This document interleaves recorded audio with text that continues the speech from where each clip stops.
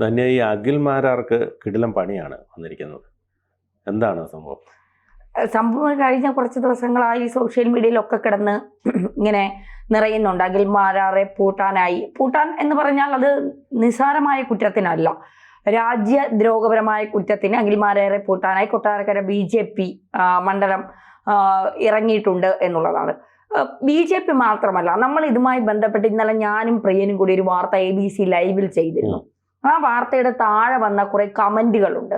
സത്യത്തിൽ നമ്മുടെ രാജ്യസ്നേഹികളുടെ എണ്ണം ഓരോ ദിവസവും കൂടിക്കൊണ്ടിരിക്കുന്ന കാഴ്ചയാണ് നമുക്ക് കാണാൻ സാധിക്കും. കാരണം രാജ്യവിരുദ്ധമായ ഒരു വാക്കാരെങ്കിലും പറഞ്ഞാൽ അത് എത്ര വലിയവനായാലും അവനെതിരെ കൃത്യമായ നിലപാട് സ്വീകരിക്കണമെന്ന് ഒരു ജനം മുഴുവൻ പറയണമെങ്കിൽ അവർ രാജ്യത്തെ എത്രത്തോളം സ്നേഹിക്കുന്നവരാണ് എന്നുള്ളത്. പിന്നെ നമുക്കറിയാം, പഹൽഗാം ഭീകരാക്രമണം ഉണ്ടായതിനു ശേഷം നമ്മുടെ രാജ്യത്ത് ഈ ഭീകരാക്രമണം തന്നെ കലിമ ചൊല്ലിക്കൊണ്ട് ഹിന്ദു മുസ്ലിം വിരുദ്ധത ഉണ്ടാക്കിക്കൊണ്ട് അവരെ തമ്മിലടിപ്പിക്കാം എന്ന് വിചാരിച്ചുകൊണ്ടാണ് പാകിസ്ഥാൻ ഇതിനെതിരെ കളിച്ചത്. പാകിസ്ഥാൻ നമ്മൾ പറയുന്നില്ല, ഭീകരവാദികൾ എന്നേ പറയുന്നുള്ളൂ.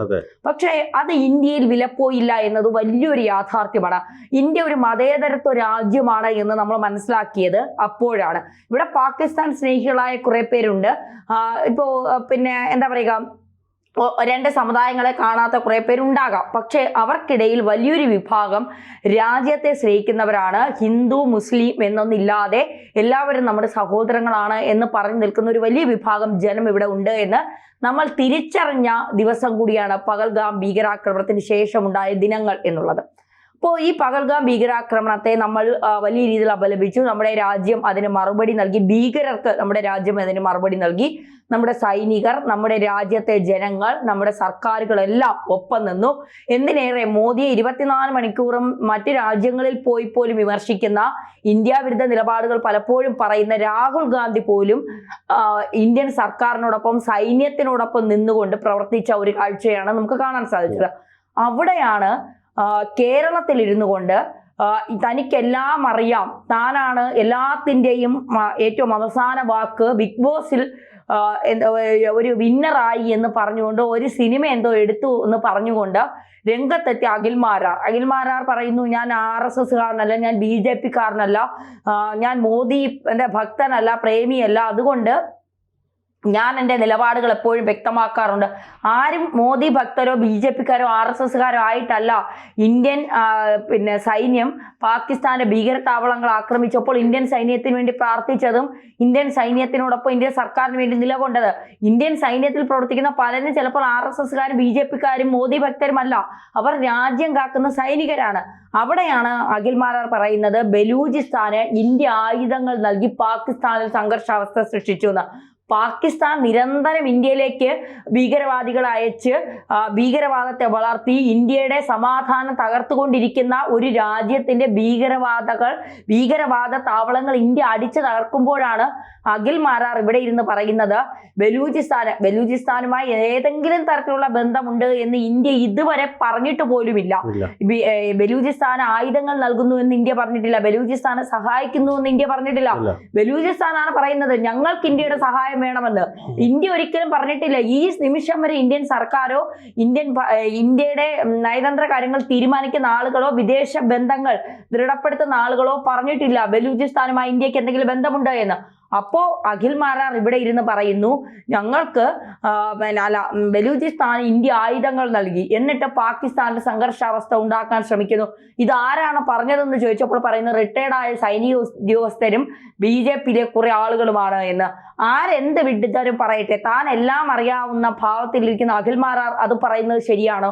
അത് രാജ്യവിരുദ്ധമായ കാര്യം തന്നെയാണ്. കാരണം ഇന്ത്യ ഒരു രാജ്യത്തിന് ആയുധം നൽകി മറ്റൊരു രാജ്യത്തിൽ സംഘർഷാവസ്ഥ സൃഷ്ടിക്കാൻ ശ്രമിക്കുന്നു എന്ന് പറയുമ്പോൾ അത് ഇന്ത്യയിൽ ഇരുന്നു കൊണ്ട് ഇന്ത്യക്കെതിരെ പറയുന്ന ഒരു കാര്യം ആയിട്ട് തന്നെ നമുക്ക് മനസ്സിലാക്കാൻ സാധിക്കും.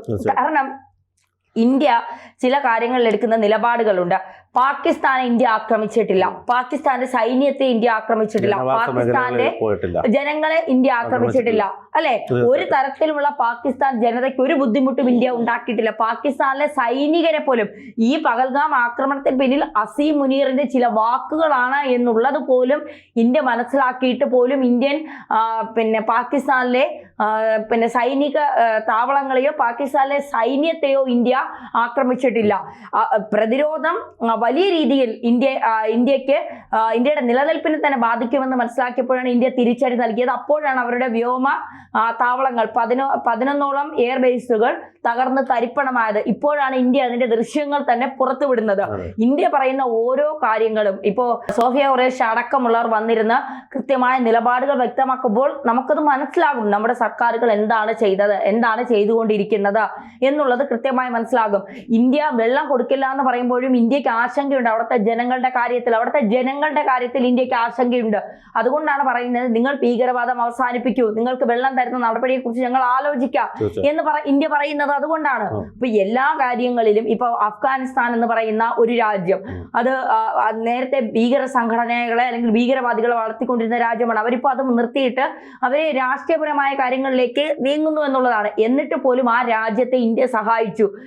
അവർക്ക് ആവശ്യമായ ഒരു ബുദ്ധിമുട്ടുണ്ടായപ്പോൾ മരുന്നും പിന്നെ നമുക്ക് കഴിയുന്ന രീതിയിലുള്ള സാമ്പത്തിക സഹായം കൊടുത്ത് ഇന്ത്യ അഫ്ഗാനിസ്ഥാനെ സഹായിച്ചു. ഇന്ത്യ അതൊക്കെ തുറന്നു പറയുന്നുണ്ട്. ഇന്ത്യക്ക് ഏതൊക്കെ രാജ്യങ്ങളുമായി ബന്ധമുണ്ടോ, ആ രാജ്യങ്ങൾ ഏതൊക്കെ തരത്തിൽ ഇന്ത്യ സഹായിച്ചിട്ടുണ്ടോ ആ കാര്യങ്ങളൊക്കെ ഇന്ത്യ തുറന്നു പറയുന്നുണ്ട്. ഇവിടെ ബലൂചിസ്ഥാൻ ഇന്ത്യ പാകിസ്ഥാനുമായുള്ള സംഘർഷത്തിൽ ഏർപ്പെട്ടിരിക്കുമ്പോൾ പാകിസ്ഥാൻ ഇന്ത്യ ഏത് തരത്തിൽ ബുദ്ധിമുട്ടിക്കാം എന്ന് ആലോചിച്ചുകൊണ്ടിരുന്ന സമയത്താണ് ബലൂചിസ്ഥാൻ കയറി പാകിസ്ഥാനെ അടിക്കുന്നത്. ആ സമയത്ത് പാകിസ്ഥാനെ പിടിച്ചു നിൽക്കാൻ കഴിഞ്ഞില്ല. അവർ കൃത്യമായി അതിനെ വിനിയോഗിച്ചുകൊണ്ട് അവർ റിപ്പബ്ലിക് ആവാൻ തീരുമാനിച്ചു എന്നുള്ളതാണ്. ഇവിടെ എവിടെയാണ് ഇന്ത്യ ആയുധം നൽകി പാകിസ്ഥാനിൽ സംഘർഷാവസ്ഥ ഉണ്ടാക്കാൻ ഇന്ത്യ ശ്രമിച്ചത് എന്നുള്ളത് അഖിൽ മാരാർ വ്യക്തമാക്കണം. അഖിൽ മാരാർ എന്തിനാണ് ഈ നുണകൾ പറഞ്ഞ് സ്വന്തം രാജ്യത്തെ അപമാനിക്കാൻ ശ്രമിക്കുന്നത്? BNS 152 വകുപ്പ് പ്രകാരം അഖിൽ മാരാർക്കെതിരെ BJP കൊടുത്ത പരാതിയിൽ കേസെടുത്തിട്ടുണ്ട് പോലീസ്. രാജ്യദ്രോഹം ഇല്ലെങ്കിൽ അഖിൽ മാരാർ അതിന്റെ സോഴ്സ് അഖിൽ മാരാർ ഇത്തരത്തിൽ ഒരു രാഷ്ട്രീയ പ്രവേശനത്തിനുള്ള അല്ലെങ്കിൽ ഒരു വേദിയാക്കി മാറ്റുകയാണോ, അല്ലെങ്കിൽ അയാളുടെ ഈ ഒരു കിട്ടിയ ഒരു പബ്ലിസിറ്റി എന്ന് പറയുന്നത് ഈ പറഞ്ഞതുപോലെ ഒരു ബിഗ് ബോസിൽ വന്നു എന്നുള്ളതാണ്. അത് വെച്ചിട്ട് ഇപ്പോൾ അത് കുറച്ച് എപ്പോഴും ബിഗ് ബോസിലൊക്കെ വരുന്നവർ അവസാനമാകുമ്പോൾ കുറച്ച് ഒരു വർഷം വരെയൊക്കെ അവർക്ക് ആയുസുള്ളൂ. അതെന്ന് വെച്ചാൽ അത് കഴിയുമ്പോൾ അവരുടെ ആ പ്രശസ്തി അവിടെ തീരും. അതുപോലൊരു പബ്ലിസിറ്റിയാണ്. അതായത് ഈ രജിത് കുമാർ എന്നൊക്കെ പറഞ്ഞ ഒരാളൊക്കെ ഇപ്പോൾ എവിടെയാണെന്ന് പോലും ആർക്കും അറിയില്ല. അപ്പോൾ അതുകൊണ്ട് ഈ സ്വാഭാവികമായിട്ടും അത് നിലനിർത്തി ആ ഒരു പ്രശസ്തിയെ നിലനിർത്തിക്കൊണ്ട് മുന്നോട്ട് പോയി രാഷ്ട്രീയത്തിലോ അല്ലെങ്കിൽ മറ്റേതെങ്കിലും മേഖലകളിലേക്ക് കടക്കാനുള്ള ഒരു ശ്രമത്തിന്റെ ഭാഗമായിട്ടാണോ ഇതിനെ കാണേണ്ടത്? അങ്ങനെ ചിലപ്പോൾ കാണേണ്ടി വരും. കാരണം ഇനി ഇപ്പോൾ ഇടതുപക്ഷത്തേക്ക് പോകണം എന്ന് ആഗ്രഹിക്കുന്നു. എന്നാൽ പിന്നെ 4 തെറി BJP വിളിച്ചു കളയാം, BJP സർക്കാരിനെ 4 തെറി വിളിച്ചു കളയാം. ഇപ്പൊ സന്ദീപ് വാര്യർ അങ്ങനെയാണല്ലോ, BJPയിൽ നിന്നിട്ട് പിന്നെ എല്ലാ വളർച്ചയും നേടിയിട്ട് അവസാനം പറഞ്ഞു പിന്നെ വെറുപ്പിന്റെ ഫാക്ടറിയാണ് BJP, വെറുപ്പിന്റെ നേതാവാണ്, വെറുപ്പ് ഉൽപ്പാദിപ്പിക്കുന്ന നേതാവാണ് മോദി എന്നൊക്കെ പറഞ്ഞുകൊണ്ടാണ് കോൺഗ്രസിലേക്ക് പോയത്. എന്നിട്ട് അദ്ദേഹത്തിന്റെ അവസ്ഥ എന്താണ് നമ്മളിപ്പോ കണ്ടുകൊണ്ടിരിക്കുകയാണ്. ഒന്നും കിട്ടാതെ അദ്ദേഹം ഇപ്പൊ ആരോ പറഞ്ഞതുപോലെ BJPയിൽ നിൽക്കുമ്പോൾ ബ്രഹ്മോസും കോൺഗ്രസിൽ പോകുമ്പോൾ ഒലപ്പടക്കമാണ് സന്ദീപ് വാര്യർ. അതേ അവസ്ഥയാണ്. ഇപ്പോ നമുക്ക് എന്തും പറയാം. നമ്മളെ രാജ്യത്ത് നിന്നുകൊണ്ട് നമ്മുടെ രാജ്യം നമുക്ക് നൽകുന്ന എല്ലാ സ്വാതന്ത്ര്യവും നമ്മൾ അനുഭവിച്ചുകൊണ്ട് നമ്മൾ പാകിസ്ഥാന് വേണ്ടി വാ തുറക്കരുത്, വായ്ത്താളം അടിക്കരുത്. അത് ചെറ്റത്തരമാണ്. അത് എല്ലില്ലാത്ത നാവിനെ പിഴുത് കളയുന്ന അവസ്ഥയാണ് എന്ന് അഖിൽ മാരാർ ഓർക്കണം. അഖിൽ മാരാർ ഇതുവരെ പറഞ്ഞ കാര്യങ്ങൾക്കൊന്നും നമ്മൾ പ്രതികരിച്ചിട്ടില്ല, അതൊന്നും നമ്മളെ ബാധിച്ചിട്ട് പോലും ഇല്ല. പക്ഷെ നമ്മുടെ രാജ്യത്തെ ഏതെങ്കിലും തരത്തിൽ ബാധിക്കുന്ന രാജ്യവിരുദ്ധമായ കാര്യങ്ങൾ പറയുകയാണെങ്കിൽ നിരന്തരം നമ്മൾ ഇതിനെ വാർത്ത ചെയ്യുക തന്നെ ചെയ്യും. അഖിൽ മാരാർക്ക് ഏറ്റവും ഇനി ഇതാരും പറയാതിരിക്കുന്ന തരത്തിലേക്ക് ശിക്ഷ കിട്ടുന്നത് വരെ ഇതിലെല്ലാവരും കൃത്യമായ പ്രതികരണങ്ങൾ നടത്തണം. ഇനി രാജ്യവിരുദ്ധമായ ഒരു കാര്യം പറയാൻ ഒരുത്തന്നെ നാവ് പൊങ്ങരുത്.